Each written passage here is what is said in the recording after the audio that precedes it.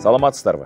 Бүгүнкү курстун темасы шайлоо үгүт иштерин жүргүзүү укугунан жана ЖМК эркиндигинен кыянаттык менен пайдаланууга жол берилбестик. Биз менен шайлоо боюнча эксперт Бакыт Самаков. Айтсаңыз, маалымат каражаттарынын эркиндигин кыянаттык менен пайдаланууга жол бербөө маселеси мыйзамдарда кандай жөнгө салынат жана кандай чектөөлөр бар?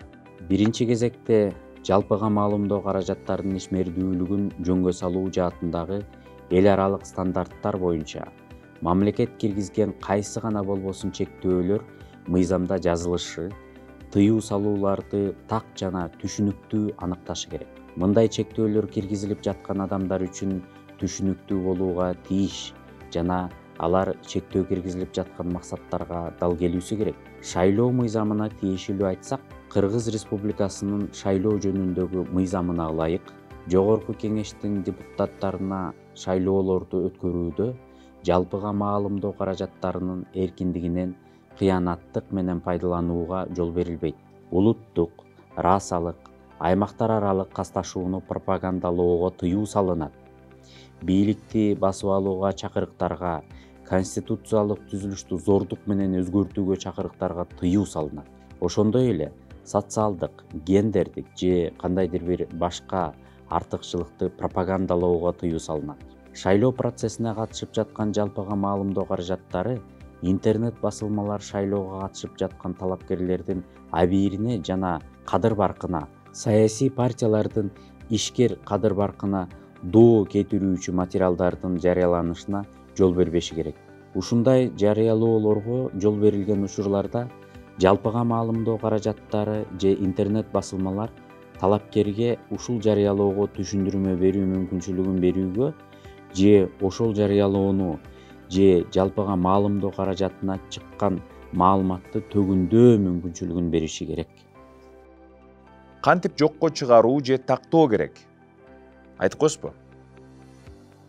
Талапкердин абийирине жана кадыр-баркына же саясий партиянын ишкер кадыр-баркына зыян келтирген жарыяланган маалыматты төгүндөө же ага түшүндүрмө берүү, ошол маалыматтар, ошол макалалар жайылтылган көлөмдөрдө ишке ашырылышы керек.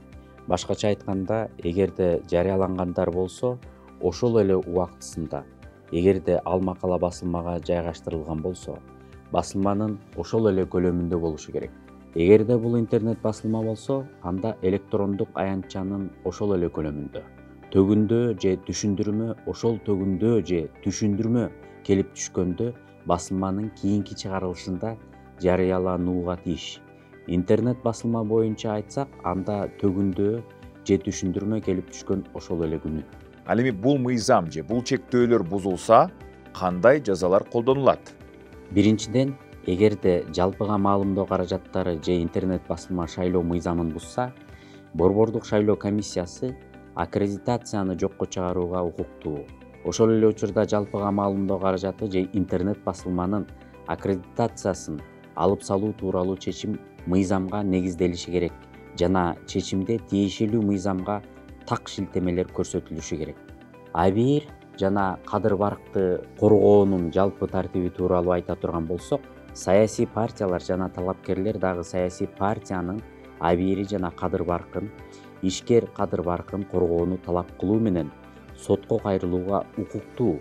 Ошондой эле алар сот бул жалпыга маалымдоо каражаттары же интернет басылмаларды төгүндөөнү жарыялоого милдеттендиришин талап кылууга укуктуу. Мындан тышкары, моралдык зыян келтирүүгө байланыштуу чыгымдардын ордун толтуруусун талап кыла алышат. Убактыңызды бөлгөнүңүзгө чоң рахмат. Бизде шайлоо боюнча эксперт Бакыт Самаков болду.